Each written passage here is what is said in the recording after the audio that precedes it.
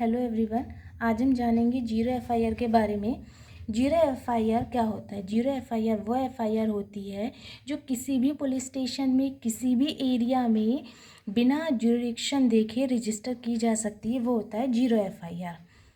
यानी क्राइम कहीं भी हुआ हो, आप किसी भी पुलिस स्टेशन में जाके एफआईआर दर्ज करा सकते हैं। पुलिस ये नहीं कहेगा कि भाई हमारे एरिया का केस नहीं है तो हम नहीं लिखेंगे, वो होता है जीरो एफआईआर। सेकंड पॉइंट है, इसको जीरो एफआईआर क्यों कहते हैं? एफआईआर रजिस्टर करते टाइम पुलिस नंबर की जगह जीरो लिख देती है। बाद में जब एफआईआर ट्रांसफ़र होती है तो correct police station fresh number allot कर देता है।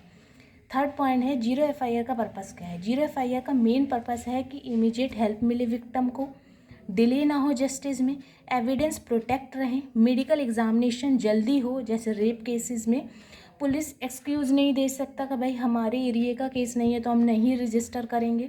वुमेंस, माइनर, ट्रैवलर्स को सेफ्टी मिले। फिफ्थ पॉइंट, हमारा फोर्थ पॉइंट है कि जीरो एफआईआर किन ऑफेंस में होती है? जैसे rape cases, sexual assault, murder, accident, hit and run, जितने भी सीरियस केसेस हैं ना, उसमें होती है। फिफ्थ पॉइंट है हमारा लीगल बेसिस क्या है? सीआरपीसी जो ओल्ड लॉ है, सेक्शन 154, पुलिस एफआईआर रजिस्टर करेगी। जितने भी सीरियस केसेस होते हैं, ऑफेंस होते हैं, उसमें पुलिस को रजिस्टर करना ही पड़ेगा एफआईआर।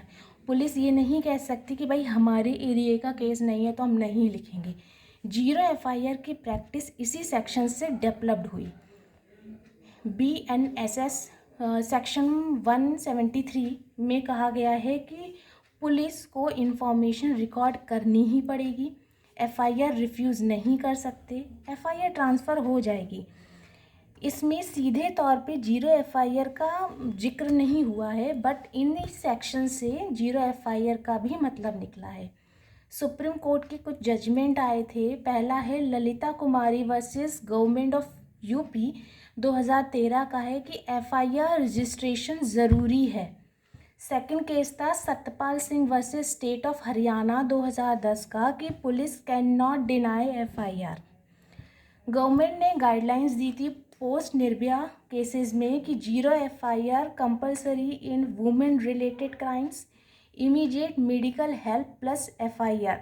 अगर पुलिस एफआईआर रजिस्टर करने से रिफ्यूज़ करती है तो वो पनिशेबल है।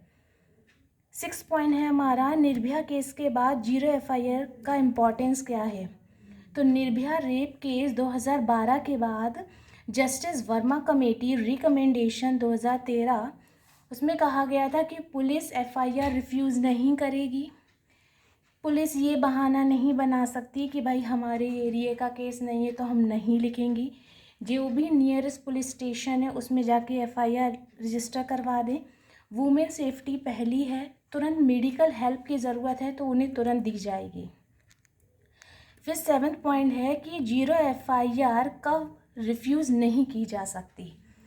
तो जीरो एफआईआर कब रिफ्यूज़ नहीं कर सकते कि अगर ऑफेंस सीरियस हो, वुमेन कंप्लेन करा रही हो, माइनर कंप्लेन हो, या ट्रैवलर हो, मेडिकल हेल्प की बहुत ज़रूरी हो, तो इसलिए वो रिफ्यूज़ नहीं कर सकती। 8 पॉइंट एग्ज़ाम्पल है, मान लीजिए किसी लड़की के संग रेप होता है और वो इतना उसको शॉक लगता है कि उसे नहीं पता कि उसके संग ये क्राइम कहाँ हुआ, कौन सी लोकेशन, एरिया, उसे कुछ नहीं पता।